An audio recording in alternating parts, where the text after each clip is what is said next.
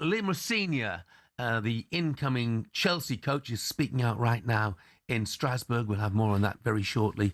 Indeed, what was your reaction to the appointment of Liam Rosenior then?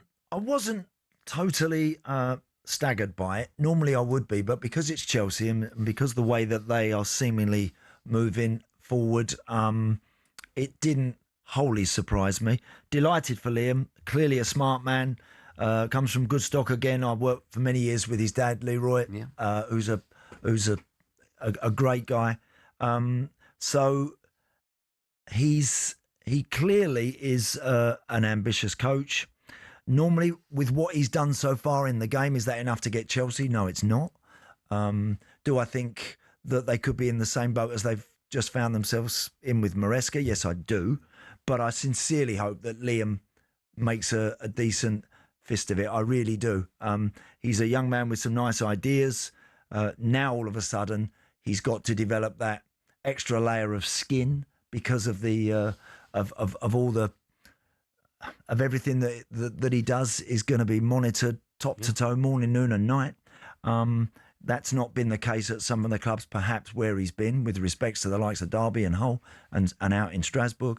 But look, it's a great chance. You can't turn it down, Jeff. You can't possibly say no to this sort of situation. You've got to jump at it. You've got to throw yourself in. How he's going to do, I have no idea. I hope that he can get his point across and he gives the team a bit of a lift, and that all of a sudden the Chelsea fans can start to see something a little bit more tangible. But I would, I'm not totally convinced by it, that's for sure. Yeah.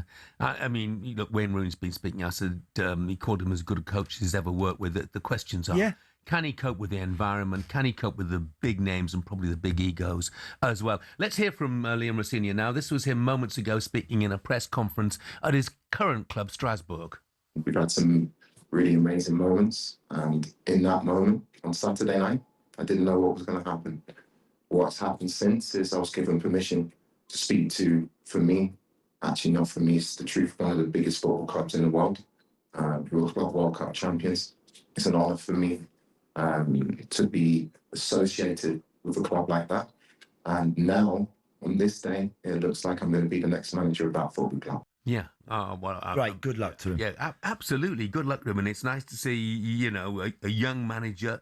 And okay, Derby, Hull, Strasbourg, not maybe the CV you would have associated with going on to be a Chelsea manager. But Blue Co know what they're getting because they put him in charge. Yes, they do. At Strasbourg. I mean, they get him a fair amount of money as well to spend, by the way. Something like 127 million euros they spent during the transfer window. So it's not surprising that they're doing okay. What will he have to achieve at Chelsea? What are their expectations, Andy? Because I looked, the last few seasons, 12th, 6th, 4th, 5th now. I mean, is that it? Is that good enough for Blue Co?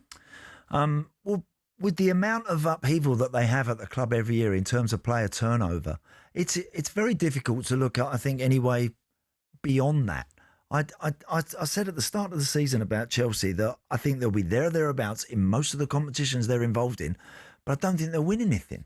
And kind of from what I've seen so far, I still feel that way.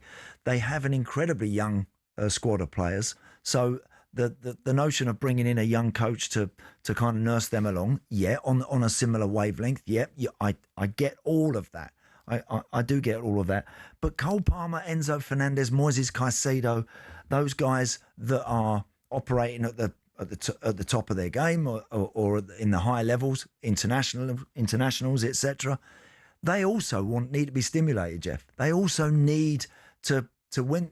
When Liam walks in the dressing room at Stamford Bridge and speaks to them for the first time, and they're all sat round and they're all staring at him, and that first pitch comes over to the players, I'll tell you what, you can grab players by the scruff of the neck in that moment and really, really feel like you've got them on your side. You can also leave players walking out the dressing room going, "Who's this guy we've got in here?" Do you think? Look, over the years, wherever he's been, Liam Rosenior has been renowned for giving young players their opportunities, giving them their head. Is that being a consideration with the Chelsea hierarchy here, that they want their young players to be on the pitch, and dare I say, in the shop window as well.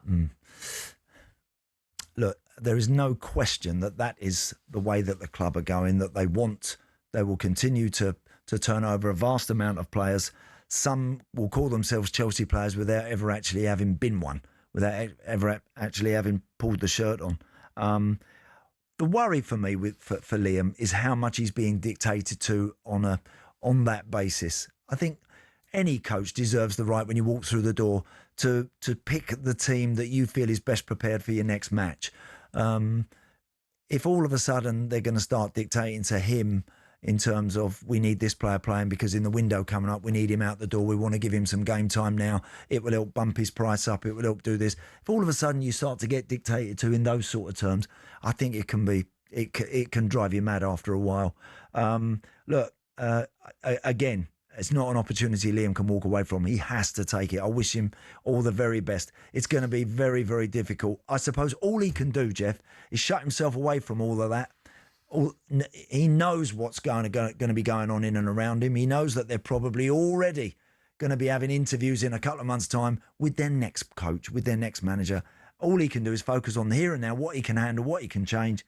And that is, can he get a bit more of a tune out of this talented group of players? I'm not sure if they're talented enough to go right to the into the top 2 or 3 in the Premier League. They're talented enough to get into the top 4. That they are. It's always a question you touched on beforehand, though.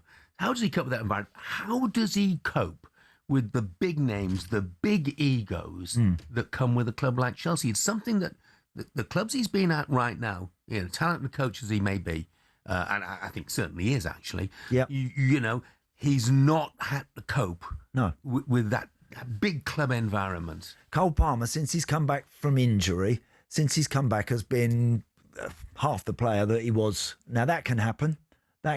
Can he walk through the door and within a week or a couple of weeks somehow seemingly have found a little bit more edge in Cole's game? Can he maybe give him a little bit more encouragement, license to go and be the man he was 6 months ago in a Chelsea shirt? Because since he's come back, he hasn't. I mean, at the game against City at the weekend, I hardly thought he was even playing, which is very unlike him. Very unlike him. Every player has bad spells. Goodness me, lost count how many I had. But everyone has them, and everyone drifts, and everyone has periods in their career when it's not happening. Well, Liam's now got to try and walk in and go and get that going again, pick him up. He's got to make sure that Moises Caicedo stays disciplined with his game and doesn't start going around flying into challenges all over the place. He's got to make João Pedro feel like he's going to score goals. He's got to make people at the back, the likes of Badia Shield, guys like him who whenever they play, they come in, they do quite well, but they make basic errors. Can he take them out of their game? Can he fill these boys with some confidence to make them just that little bit better as a collective? Well, I think he could possibly do that. But with what's going on around you at Stamford Bridge, it is very, very difficult. Yeah. Very, very difficult for a young man and a young guy that's never coached in the top flight before to handle. That is not going to be easy. Well, good luck to him. Let's hear a bit more from Liam Rosenior on just how close he is to signing as Chelsea manager. I haven't signed yet. I've agreed verbally with Chelsea.